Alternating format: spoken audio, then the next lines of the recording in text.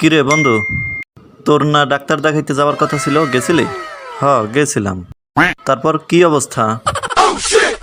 আরে কইস না, হে নিজেই চোখে কম দেখে। কেন, কি হয়েছে? তার চোখেই তো সমস্যা। তুই কেমনে বুঝলি তার চোখে সমস্যা? সে দিনে দুপুরে আমার চোখে লাইট মারিয়া তারপরে চোখ দেখে। কিরে বন্ধু, তুই না ব্যবসা করো? ব্যবসা তো করতেছি।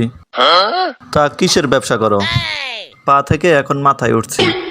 মানে কি? আরে বোকা, আগে জুতা বিক্রি করতাম আর এখন টুপি। আবার শুনলাম এই ব্যবসাও নাকি ছেড়ে দিবি। রে দোস্ত, তারপর কি করবি?